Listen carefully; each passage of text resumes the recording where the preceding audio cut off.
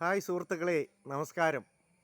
അക്ഷമരാകരുതേ, എന്നെ കൂകി വിളിക്കരുതേ, അക്ഷമരാകരുതേ. ഹായ് സുഹൃത്തുക്കളെ, നിങ്ങളെല്ലാവരും ഈയിടെ എൻ്റെ ഒരു വീഡിയോ കാണുന്നില്ല എന്ന് പറയുകയുണ്ടായി. ഒത്തിരി നാളുകളായി ഞാനൊരു വീഡിയോ ചെയ്തിട്ട്.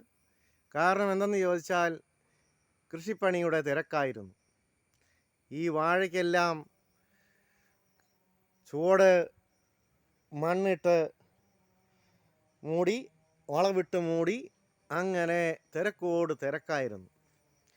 അപ്പോൾ ഇന്ന് പറമ്പിൽ കൂടി നടന്നപ്പോൾ വ്യത്യസ്തമായ ഒരു വീഡിയോ ചെയ്യാൻ ആഗ്രഹം തോന്നി. അതുകൊണ്ടാണ് ഈ വീഡിയോ ചെയ്യുന്നത്. ഇത് വളരെ ഇൻഫോർമേറ്റീവ് ആയിട്ടുള്ളൊരു വീഡിയോയാണ്. അതുകൊണ്ട് നിങ്ങൾ അത് ക്ഷമാപൂർവം കാണുമെന്ന് ഞാൻ വിചാരിക്കുന്നു. ഈന്തിനെക്കുറിച്ചുള്ള വീഡിയോയാണിത്. എൻ്റെ പറമ്പിൻ്റെ എല്ലാ അതിർത്തിയിലും ഇങ്ങനെ എൻ്റെ അപ്പൻ, വല്യപ്പൻ്റെ അപ്പൻ ഇവരായിട്ട് ഇങ്ങനെ ഈന്ത് നിലനിർത്തി പോന്നിരുന്നു. അങ്ങനെ ഈന്തിനെ പറ്റിയൊരു വീഡിയോയാണ് ഞാനിന്ന് ചെയ്യുന്നത്. ഈ ഈന്തിനെ പറ്റി പറയുമ്പോൾ ഈ ഈന്തിന് എത്ര പ്രായമുണ്ടെന്ന് നിങ്ങൾക്കറിയാമോ? ഈ ഈന്തിന് 100 വർഷത്തിലേറെ പ്രായമുണ്ട്. അപ്പോൾ നിങ്ങൾ ചോദിക്കും, ഇത്രയും ചെറിയൊരു ഈന്തിന് 100 വർഷം പ്രായമോ എന്ന്.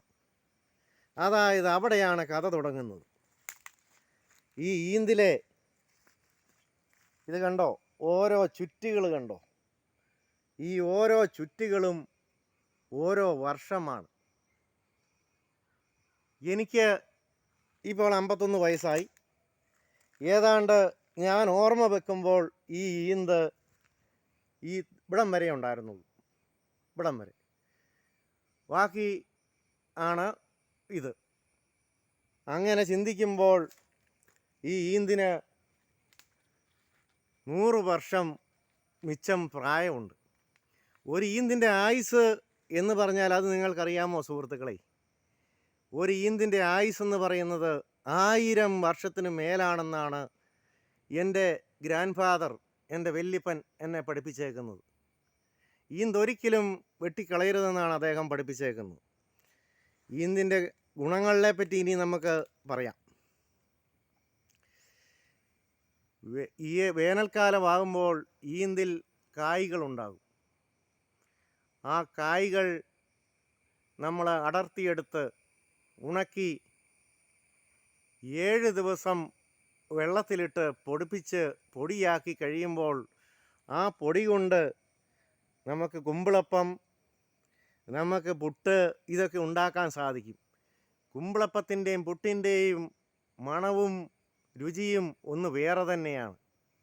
അത് കൂടാതെ ഈ ഈന്തിൽ കായുണ്ടായി കാ പഴുത്ത് കഴിയുമ്പോൾ ആ കാ വവ്വാൽ വന്ന് പറിച്ചുകൊണ്ട് പോകും. പറിച്ചുകൊണ്ട് പോയിട്ട് ആ കായ അതിൻ്റെ പുറംതൊണ്ട് തിന്നിട്ട് നമ്മുടെ പറമ്പിൽ ഉപേക്ഷിക്കും.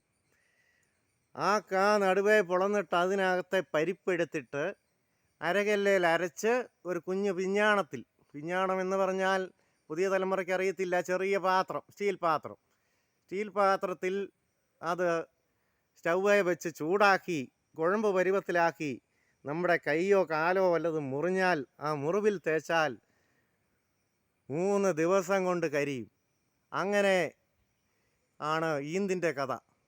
അതുകൊണ്ട് സുഹൃത്തുക്കളെ, നിങ്ങൾ ഒരിക്കലും ഈന്ത് എന്ന ചെടി നമ്മുടെ അതിർത്തിയിലൊക്കെ നിൽക്കുന്നത് കളയരുത്.